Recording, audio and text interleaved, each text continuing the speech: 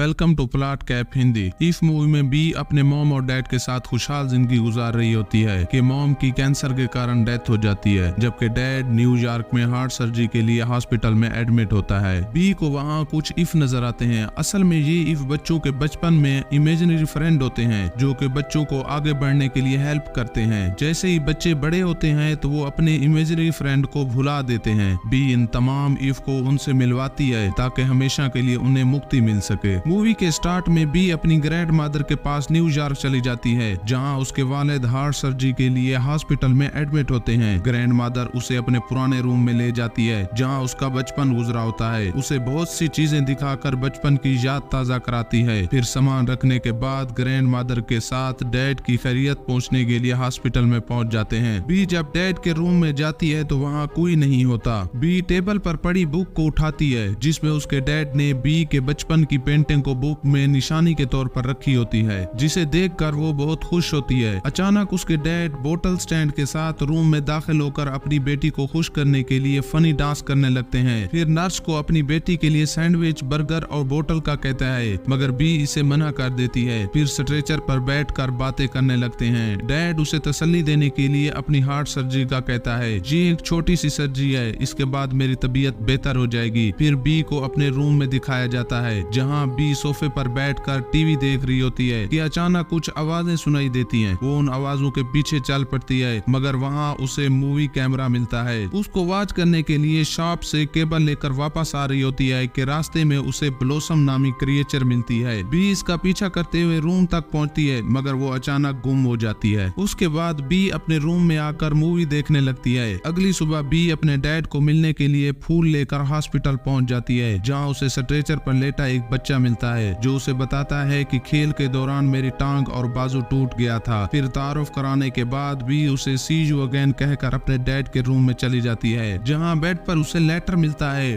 वो उसे पढ़कर अलमारी को खोलती है जिसमें अपने डैड को ढूंढकर उसे विश करके चली जाती है। फिर दोबारा अपने रूम में आकर मूवी कैमरा ऑन करती है जिसमें वो अपने बचपन की रिकॉर्ड वीडियो देख रही होती है कि अचानक उसे वही आवाजें सुनाई देती हैं। बी दोबारा उसे तलाश करने निकल पड़ती है। जब बाहर आकर देखती है तो उसे ब्लॉसम और कैल्विन इकट्ठे सड़क पर जाते हुए नजर आते हैं। कैल्विन खिड़की के जरिए एक घर में घुस जाता है जहां उसकी मुलाकात ब्लू से होती है जो बहुत बड़ा क्रिएचर होता है। बात के दौरान छींक आने पर बेड पर सोया बच्चा डर कर उठ बैठता है, जबकि कैल्विन ब्लू से मिलकर वापस आ रहा होता है कि बी उसे देख लेती है। जब वो पीछे मुड़ने की कोशिश करती है तो अचानक ब्लॉसम उसके सामने आ जाती है, जिससे बी डर कर बेहोश होकर जमीन पर गिर जाती है। जब उसे होश आता है तो अपने आप को रूम में देखकर हैरान होती है। फिर टेबल पर पड़ा बचपन का फोटो देख रही होती है कि अचानक ब्लू आकर उससे बात करने लगता है, जिससे डर कर वो गिर जाती है। ब्लू उसे कहता है, मुझसे डरने की कोई जरूरत नहीं, मेरा नाम ब्लू है। जवाब में बी कहती है, तुम तो पर्पल हो बट मेरा नाम ब्लू है। इस दौरान ब्लॉसम चाय लेकर वहाँ आ जाती है जो अपना तारुफ करवाती है। कैल्विन आकर बी को उनके बारे में बताता है, फिर गुड नाइट कहकर अपने रूम में चले जाते हैं। सुबह नाश्ते के बाद हॉस्पिटल आ जाती है जहाँ वर्कर कपड़ों की भरी रेडी लेके जा रहा होता है, जिसमें ब्लू के चीखने की आवाज सुनाई देती है। बी वो रेडी लेकर साइड पर कर देती है। जब कपड़ों को उठाती है तो उसमें वाकई ही ब्लू छुपा होता है। बी उसे दूसरों की नजरों से छुपाने के लिए बाहर निकालती है तो लड़का उसे देखकर कहता है, तुम किससे बातें कर रही हो, क्योंकि लड़के को बहुत बड़ा ब्लू क्रिएचर नजर नहीं आता। फिर बी ब्लू के साथ कैल्विन के रूम में आ जाती है जहाँ कैल्विन से उन क्रिएचर के बारे में हकीकत जानने का कहती है, जिस पर ब्लॉसम कहती है, हम किसी दूसरे इंसानों को नजर नहीं आते, हम बच्चों के बचपन के इमेजिनरी फ्रेंड होते हैं जो बचपन में इनसे बातें करते हैं और खेलते हैं। जब बड़े हो जाते हैं तो ऐसा ऐसा वो हमें भूल जाते हैं, मगर हमें मुक्ति दिलाने के लिए फिर से हमें उनकी यादों में जाना होगा। बी उनकी हेल्प करने का कहती है। कैल्विन उसकी बात मानकर एक ट्रेन पर बैठकर इमेजिनरी लैंड रिटायरमेंट कॉलोनी में पहुंच जाता है जहाँ पर सारे छोटे बड़े इफ नजर आते हैं। कैल्विन बी को साथ लेकर एक प्रोफेसर से मिलता है जो लीवेस से मिलने का पता पूछती है। लीवेस एक डॉग होता है। वहाँ पहुंचकर कैल्विन इमेजिनरी फ्रेंड की हेल्प करने के लिए बी का तारुफ करवाता है। फिर बी और इफ मिलकर पार्टी करते हैं। इसके बाद कैल्विन बी को सी टुमारो कहकर वहाँ से चला जाता है। बी अपने रूम में जाकर रजिस्टर और फूलों का गुलदस्ता लेकर हॉस्पिटल डैड के पास आ जाती है। फिर बी